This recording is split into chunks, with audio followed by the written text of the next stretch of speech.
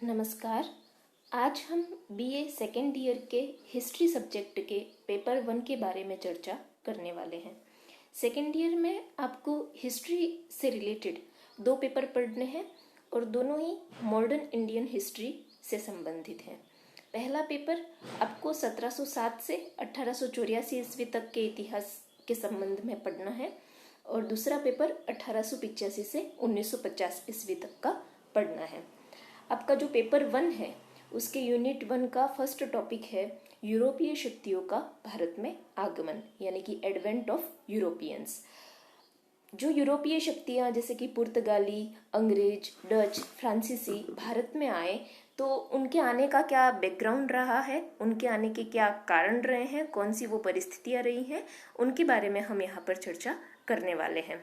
जब हम यूरोपीय शक्तियों के भारत आगमन की बात कर रहे हैं तो क्या इनका प्राथमिक उद्देश्य था, सबसे प्राइमरी जो इनका मोटो रहा है भारत आने का वो रहा है व्यापार का। तो यह प्रश्न उठना चाहिए कि क्या इनके आने से पहले भारत और यूरोप में किसी प्रकार के व्यापारिक संबंध थे या नहीं। भारत और यूरोप के बीच के जो व्यापारिक संबंध है वो दरअसल प्राचीन काल से ही कायम रहे हैं। यूनानियों के साथ जैसे भारत का व्यापार रहा है, रोमन साम्राज्य के साथ भारत का व्यापार कायम रहा है, लेकिन जब हम मध्यकाल में पहुंचते हैं तो भारत और यूरोप के बीच जो व्यापार है वो मुख्यतया 3 मार्गों से होता है। जो सबसे पहला मार्ग है वो है फारस की खाड़ी से होकर के, जैसा कि आप स्लाइड्स में देख पा रहे हैं। यहाँ पे इंडिया का जो ये वेस्टर्न कोस्ट है यहाँ से होकर के फारस की खाड़ी वाला एरिया होकर के इराक और तुर्की के रास्ते, और इराक और तुर्की होकर फिर समुद्र के मार्ग से होते हुए वेनिस और जेनेवा तक ये पहुंचता था। ये एक व्यापारिक मार्ग तो ये था जो कि आपको यहाँ पर एक हाईलाइटेड लाइन में शो हो रहा है। दूसरा जो मार्ग था वो था मेनली लाल सागर से होकर के जाने वाला मार्ग। तो ये इंडिया के वेस्ट कोस्ट से शुरू होता था पश्चिमी तट से, और ये लाल सागर होते हुए पहुंचता था इजिप्ट में। इजिप्ट में मेनली ये सिकंदरिया जो ये एक तरीके का ज्वाइनिंग पॉइंट है वहां तक पहुंचता था। फिर भूमध्य सागर होते हुए ये पुनः वेनिस और जेनेवा होते हुए यूरोप तक पहुंचता था। तीसरा जो मार्ग था वो थल मार्ग था। यह थल मार्ग भारत के उत्तरी पश्चिमी सीमा प्रांत वाला ये जो एरिया है इससे होता हुआ जाता था और सिल्क रूट से एक तरीके से कनेक्ट हो जाता था। तो ये सिल्क रूट होते हुए मध्य एशिया वाला मार्ग इसमें आ जाता है, फिर रूस और फिर बाल्टिक सागर होते हुए ये यूरोप तक पहुंचता है। तो इस तरीके से हमें 3 मार्ग यहाँ पर देखने को मिलते हैं। इन 3 मार्गों में जो सबसे ज्यादा प्रचलित था वो था फारस की खाड़ी से होकर के जाने वाला मार्ग। क्यों? क्योंकि फारस की खाड़ी वाला जो मार्ग था वो एक्चुअली ज्यादा कन्वीनियंट था, क्योंकि लाल सागर वाला मार्ग कोहरे के कारण कम प्रयोग में लाया जाता था, और सबसे कम प्रयोग में लाया जाने वाला जो मार्ग है वो आपकी ये थल मार्ग था। तो भारत और यूरोप के बीच में एक तरीके के व्यापारिक संबंध तो ऑलरेडी थे। तो फिर क्या नया होता है यूरोपीय शक्तियों के आगमन के साथ, उसके बारे में हम बात करने वाले हैं। पहले हम समझ लेते हैं कि किस तरीके से यूरोप में क्योंकि हम जिन शताब्दियों की बात कर रहे हैं ये मेनली आपके 15वीं-16वीं शताब्दी की हम बात कर रहे हैं। तो 15वीं-16वीं शताब्दी से पहले यूरोप में क्या स्थितियां रही हैं। हमने यूरोप में रोमन साम्राज्य के बारे में सुना है।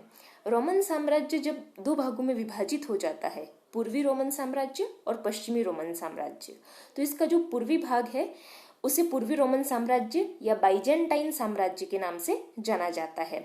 यहाँ पे जो पूरी एक आउटलाइन शो हो रही है वो आउटलाइन बाइजेंटाइन साम्राज्य की है, लेकिन ये 6ठी शताब्दी की है।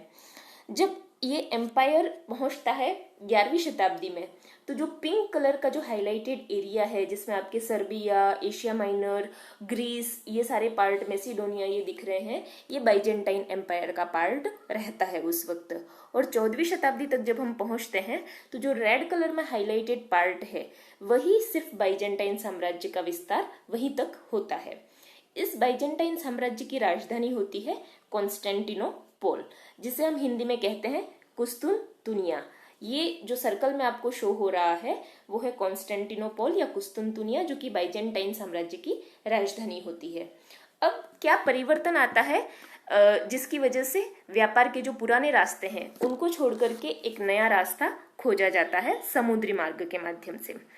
ये जो कॉन्स्टेंटिनोपॉल है, जो कि आपको यहाँ पर लैंडमार्क के तौर पे दिखाई दे रहा होगा यहाँ पे, तो वहाँ पे क्या होता है, 1453 ईस्वी में तुर्क जो होते हैं वो इस कुस्तुनतुनिया या कॉन्स्टेंटिनोपल पर अधिकार कर लेते हैं। क्योंकि जैसा कि हमने पिछली स्लाइड में देखा कि कॉन्स्टेंटिनोपल मेनली वो एरिया है जहाँ जो कि कनेक्ट कर रहा है एक तरीके से यूरोप और एशिया को। तो यूरोप और एशिया को के बीच एक कनेक्टिंग पॉइंट होने के कारण कॉन्स्टेंटिनोपल की जो लोकेशन है वो बहुत ही इम्पोर्टेंट है ट्रेड के लिहाज से। लेकिन जब इस कॉन्स्टेंटिनोपल पर अधिकार हो जाता है तुर्कियों का, तो तुर्कियों पर अधिकार हो जाने की वजह से ये मार्ग अवरुद्ध हो जाता है, क्योंकि तुर्की नहीं चाहते हैं कि वो यूरोपीय व्यापारियों को किसी भी तरीके की परमिशन दे अपने साम्राज्य से होकर के जाने की, या फिर अगर उन्हें परमिशन मिले तो जो वस्तुएं जिनका व्यापार हो रहा है उन पर वो बहुत ज़्यादा टैक्स लगा देते हैं। तो यूरोपियंस के सामने एक बहुत बड़ी प्रॉब्लम इस वजह से क्रिएट हो जाती है। तो ये प्रॉब्लम किस तरीके से क्रिएट होती है, क्योंकि यूरोपियंस पूर्वी देशों से, स्पेशली भारत और जितने भी पूर्वी एशियाई देश है जैसे इंडोनेशिया या मलेशिया या जो द्वीपीय देश हैं, इनसे उनका व्यापार होता था मुख्यतया मसालों की वजह से। गरम मसाले भारत और अन्य देशों से जो यूरोप तक पहुंचते थे। इन गरम मसालों का इम्पोर्टेंस ज़्यादा इसलिए था क्योंकि यूरोप में जब विंटर का टाइम होता था, सर्दी का जब टाइम होता था, तो उस समय पे उनको उनकी मेन जो डाइट थी वो मीट था। तो उस मीट को प्रिजर्व रखने के लिए उन्हें इन गरम मसालों की आवश्यकता पड़ती थी। लेकिन जब कुस्तुनतुनिया या कॉन्स्टेंटिनोपल पर तुर्कों का अधिकार हो गया और उन्होंने परेशानियां खड़ी करना शुरू कर दिया यूरोपीय व्यापारियों के लिए, तो ये जो गरम मसाले थे वो यूरोप के लिए एक तरीके से अनअवेलेबल हो गए, यानी कि अब उनके लिए एक तरीके से उपलब्ध नहीं है, इनएक्सेसिबल हो गए और अनअफोर्डेबल हो गए, उनकी कीमत जो है वो बहुत ज़्यादा बढ़ गई। तो इस वजह से एक नए सामुद्रिक मार्ग की खोज की प्रयास किए जाते हैं। तो क्या ऐसे रीजंस हैं जिनकी वजह से ये एक नया समुद्रिक मार्ग जो है उसकी खोज हो पाती है? तो जैसा सबसे पहला तो प्रॉब्लम जो क्रिएट होती है वो कॉन्स्टेंटिनोपल पर अधिकार के साथ क्रिएट हो जाती है। तो अब क्या होता है इसी समय पर, क्योंकि हम बात कर रहे हैं 15वीं शताब्दी के मध्य काल की बात करें, 15वीं शताब्दी, क्योंकि 1453 बिल्कुल मिडिल पॉइंट है एक तरीके से 15वीं शताब्दी का। तो यूरोप का इतिहास जब हम पढ़ते हैं तो ये वो दौर है जब वहाँ पे पुनर्जागरण का काल चल रहा है, भौगोलिक खोजों का काल चल रहा है, नई नई वैज्ञानिक आविष्कार वहाँ पर हो रहे हैं। तो इस समय पे वहाँ पे सबसे पहला जो एक तो इन्वेंशन होता है मैग्नेटिक कंपास का। मैग्नेटिक कंपास यानी कि दिशा सूचक यंत्र। ये दिशा सूचक यंत्र बहुत ही हेल्पफुल होता है सामुद्रिक यात्राओं के लिए। और वहां पर जैसे एस्ट्रोलैब का आविष्कार होता है, एस्ट्रोलैब भी एक तरीके से एस्ट्रोनॉमिकल कैलकुलेशंस के बेस पे लेटिट्यूडिनल यानी कि अक्षांशीय स्थिति जो है किसी भी शिप की, किसी भी जहाज की, उसको डिटरमाइन करने में बहुत ही हेल्प क्रिएट करता था। तो इस तरीके के कुछ जो आविष्कार हैं वैज्ञानिक, उनकी वजह से और जो वहां पर इस समय पे जहाजरानी यानी कि नौकायन जो है उसमें जो प्रगति हुई है, शिप्स बनाने में जो प्रगति हुई है, उसकी वजह से एक जो नया सी रूट इंडिया तक पहुंचने का ढूंढने की कोशिशें हैं वो इजी हो चुकी हैं, वो अब पॉसिबल हो चुकी हैं। तो ये कुछ रीजंस हैं जिनकी वजह से यूरोपियंस जो है वो इंडिया आना चाहते हैं। जो मेन थ्योरी है यूरोपियंस के इंडिया आने के पीछे वो तो मसालों की है, लेकिन ऐसा कहा जाता है कि यूरोपियंस जो हैं वो 3G के लिए इंडिया आना चाहते थे। अब ये 3G क्या है, जैसा कि आप स्लाइड में देख पा रहे होंगे यहाँ पे कि 3G जो है वो मेनली 3G जो है वो मेनली, एक जी तो है गॉड से रिलेटेड। गॉड का मतलब है कि रिलीजन यानी कि धर्म का प्रचार प्रसार करना। एक जी रिलेटेड है गोल्ड से रिलेटेड। गोल्ड जो है वो यहाँ पे व्यापार को सिंबलाइज कर रहा है। और एक जी जो रिलेटेड है वो है ग्लोरी से रिलेटेड। ग्लोरी यानी कि यश प्राप्त करना चाहते हैं वो अपना एक तरीके से क्यों करना चाहते हैं, क्योंकि जब हम यूरोप का इतिहास पढ़ते हैं तो हम धर्म युद्धों के बारे में पढ़ते हैं जो कि मुस्लिमों और ईसाइयों के बीच लड़े गए थे। और इन धर्म युद्धों में ये एक्चुअली जो जेरूशलम नाम का तीर्थ स्थल है उस पर अधिकार के लिए लड़े गए थे, लेकिन इस युद्ध में ईसाइयों की यानी कि यूरोपियंस की पराजय होती है, जिसके बाद उनका सम्मान जो है वो एक तरीके से काफी कम हो जाता है। तो वो भारत और इन द्वीपीय भागों तक पहुंच करके उस ग्लोरी को पुनः कायम करना चाहते हैं। तो ये हमने बात की 3G की, यानी कि गोल्ड और ग्लोरी, जो एक तरीके से मोटो का काम करता है यूरोपियंस के भारत पहुंचने के लिए। और जैसे कि हमने बात की कि ट्रेड जो हो रहा है, तो ट्रेड मेनली हो रहा है आपके स्पाइसेस यानी कि मसाले के लिए, और उसमें भी स्पेशली काली मिर्च यानी कि ब्लैक पेपर के लिए, जो कि यूज आता है मीट को प्रिजर्व करने में, क्योंकि वहां पे जब कोल्ड विंटर्स होती हैं तो मीट को प्रिजर्व करने के लिए हमें किसकी सहायता चाहिए, उसके लिए हमें स्पाइसेस की सहायता चाहिए। इसके अलावा कॉटन और सिल्क हैंडलूम्स जो हैं उनका भी व्यापार किया जाता था, जिनके लिए यूरोपियंस जो है वो भारत आना चाहते थे। तो ये हमने कुछ बात की यूरोपियंस के भारत आने के पीछे के जो कारण हैं उनके बारे में। अब हम बात करते हैं एक ओवरऑल पिक्चर के बारे में।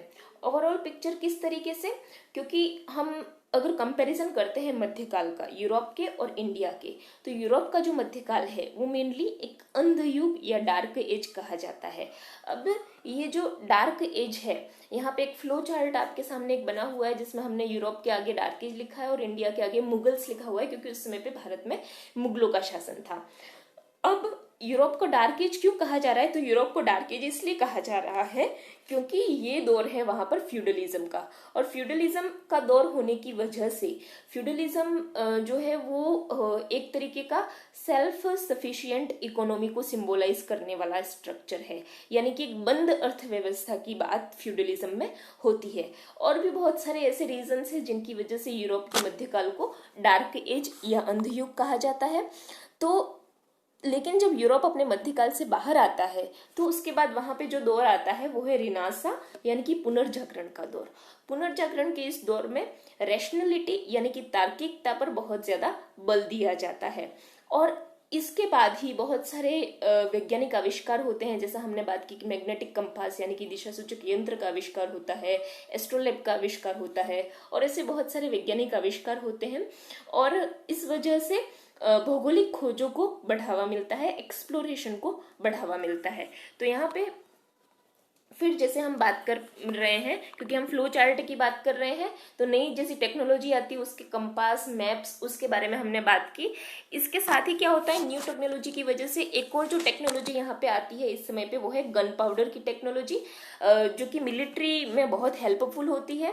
अब ये गन पाउडर की टेक्नोलॉजी जब मिलिट्री में हेल्पफुल होती है तो उसकी वजह से यूरोप में क्या होता है, फ्यूडलिज्म जो है यानी कि सामंतवाद धीरे धीरे डिक्लाइन करने लग जाता है, उसका पतन होने लगता है, क्योंकि जो फ्यूडल लॉर्ड्स हैं उनके दुर्ग मेनली सुरक्षा की दृष्टि से बहुत ही प्रभावकारी माने जाते थे। लेकिन गन पाउडर यानी कि बारूद के आने के बाद, क्योंकि जब बारूद का आविष्कार होता है तो तोप की सहायता से बारूद के गोलों के माध्यम से जो फ्यूडल लॉर्ड के दुर्ग हैं उनको नष्ट किया जा सकता था। तो फ्यूडलिज्म या फ्यूडल लॉर्ड्स जो हैं उनका इंपॉर्टेंस कम हो जाता है, तो जो बंद अर्थव्यवस्था थी यूरोप वो एक खुली अर्थव्यवस्था बनने लग जाती है, जिसकी वजह से व्यापार जो है वो बढ़ने लग जाता है। और जब व्यापार बढ़ता है तो ईस्ट यानी कि पूर्वी देशों के साथ इनका व्यापार बढ़ने लग जाता है। जब ये व्यापार बढ़ता है तो इस समय पे वहां पे एक 3G की अवधारणा की, जैसे हमने बात की कि ये जो 3G की अवधारणा है गोल्ड और ग्लोरी की, वो आती है, और व्यापार बढ़ने की वजह से वहां पे वाणिज्यवाद का दौर आता है, जिसे हमने यहाँ पे मर्चेंट कैपिटलिज्म कहा है। वो एक्चुअली वाणिज्यवाद का दौर है, और ये जो वाणिज्यवाद है उसमें जो सबसे मेन एक तरीके का मोटो है वो है अधिक से अधिक निर्यात करने का और कम से कम आयात करने का। अधिक से अधिक निर्यात इसलिए करना चाहते हैं ताकि अधिक से, क्योंकि इस समय पे गोल्ड जो है वो यूज किया जा रहा है व्यापार के लिए, तो अगर आपको कोई चीज खरीदनी है तो उसके लिए आपको गोल्ड के रूप में पे करना है। तो इस समय पे ये अवधारणा प्रचलित हुई कि जिस कंट्री के पास सबसे ज्यादा गोल्ड है वो बहुत ज्यादा पावरफुल है। तो वाणिज्यवाद के इस दौर में वो लोग अधिक से अधिक निर्यात करना चाहते हैं और कम से कम आयात करना चाहते हैं। तो ये एक दौर चल रहा है और इस सिचुएशन में जैसा हमने बात की कि इस सिचुएशन में क्या होता है, यूरोप का मिडिल एजेस में जैसे व्यापार चल रहा है, तो हमने बार बार वेनिस और जेनेवा की बात की, जितने भी ट्रेड रूट के बारे में हमने बात की, तो वेनिस और जेनेवा इटली में आते हैं। तो यूरोप का व्यापार जो है मिडिल एजेस में या इस समय पे इटली के व्यापारियों के द्वारा कंट्रोल हो रहा है। और क्योंकि हमने बात की बार बार अरब के आसपास से हो, कि चाहे वो फारस की खाड़ी से होकर के अगर हो रहा है व्यापार या लाल सागर से होकर के हो रहा है, तो अरब के व्यापारी जो हैं वो बहुत इंपॉर्टेंट है। तो एशिया में जो इस ट्रेड को कंट्रोल कर रहे हैं वो अरब व्यापारी हैं। लेकिन जैसे हमने देखा कि तुर्क जो है वो 1453 में आपके एशिया माइनर पर भी और कुस्तुनतुनिया यानी कॉन्स्टेंटिनोपल पे भी अधिकार कर लेते हैं। तो अब इसके बाद जो सिचुएशन क्रिएट होती है वो ये होती है कि इटली जो है अब पहले तो इटली ही नहीं चाहता था कि पुर्तगाल, स्पेन या अन्य यूरोप के जो कंट्रीज हैं उनको इस बहुत ही ज्यादा प्रॉफिटेबल व्यापार में किसी भी तरीके का शेयर दिया जाए। लेकिन अब तुर्कियों ने भी एक तरीके का हर्डल, एक तरीके का ऑब्स्टिकल जो है वो क्रिएट कर दिया है। तो इसकी वजह से अब क्योंकि वो रास्ता अब फिजिबल नहीं रहा है, तो इस वजह से नए मार्ग की खोज की कोशिशें की जा रही हैं, क्योंकि मसाले जो हैं वो यूरोपियंस के लिए इस समय पे बहुत ज्यादा इम्पोर्टेंट हैं। तो इस वजह से और जो आविष्कार हुए थे, जो रेनेसा का दौर जो आया था, जागृति का जो दौर आया था, यूरोप एक तरीके से नींद से जागा था, तो उस वजह से भौगोलिक खोजों को बढ़ावा मिलता है। और इन भौगोलिक खोजों को जब बढ़ावा मिलता है तो सबसे पहले हम देखते हैं कि कोलंबस जो है वो 1492 में इंडिया की खोज के लिए निकलता है। लेकिन जैसे कि हमको पता है कि कोलंबस जब खोज के लिए निकलता है तो वो इंडिया नहीं पहुंच पाता है, क्योंकि उसे अटलांटिक महासागर में वो सीधा सीधा चला जाता है, टर्न नहीं ले पाता है। तो वो सीधा सीधा पहुंचता है कहाँ पर, अमेरिका। और अमेरिका पहुंचता तो वो है, लेकिन उसे ही वो इंडिया समझ लेता है। लेकिन एक्चुअल लेवल पर हमें पता है कि इंडिया की जो खोज है, भारत की खोज है सामुद्रिक मार्ग के जरिए। यहाँ पे हम खोज की बात कर रहे हैं तो ऐसा नहीं था कि भारत यूरोपियंस के लिए कोई अज्ञात स्थल था, क्योंकि हमने देखा कि भारत और यूरोप के बीच जो व्यापार है वो पहले से ही हो रहा था। तो यहाँ पे एक नए सामुद्रिक मार्ग की खोज की बात कही गई है, जो कि पूर्णतया सामुद्रिक मार्ग है। जैसा पहले हमने देखा कि व्यापार जो है वो आधा थल मार्ग और आधा समुद्री मार्ग से हो रहा था, लेकिन अभी जो व्यापार होगा अब वो पूर्ण सामुद्रिक मार्ग से होगा। तो जो मेन कैरेक्टर है वो है वास्को डी गामा, जो कि 1498 में भारत तक पहुंचता है अपने शिप के थ्रू। भारत में, दक्षिणी भारत में एक कालीकट नाम के बंदरगाह पर पहुंचता है और उसके बाद शुरुआत होती है जितने भी यूरोपियन पावर्स हैं उनके भारत आगमन की। तो क्योंकि सबसे पहले वास्को डी गामा जो पुर्तगाली था वो पहुंचता है यहाँ पर, तो सबसे पहली यूरोपीय शक्ति भारत तक पहुंचने वाली है वो है पुर्तगाली। पुर्तगालियों के बाद फिर और शक्तियां भारत में पहुंचती हैं, जिनमें मेनली डच, अंग्रेज, फ्रांसीसी ये प्रमुख हैं। तो ये हमने एक ओवरऑल पिक्चर या एक ओवरऑल बैकग्राउंड को समझने की कोशिश की कि किस तरीके से यूरोपियन शक्तियां जो भारत पहुंचती हैं उसका कारण क्या है, उसका बैकग्राउंड क्या है। आज की वीडियो में इतना ही। जो भी पुर्तगाली शक्तियां, जो भी यूरोपियन शक्तियां भारत आई हैं, उनका किस तरीके से यहाँ पे व्यापारिक संबंध रहा है, उन्होंने किस तरीके से भारत में पॉलिटिकल तरीके से इंटरफियर किया है, उन सब चीज़ों के बारे में हम अगले वीडियो में चर्चा करेंगे। आज के लिए इतना ही। धन्यवाद।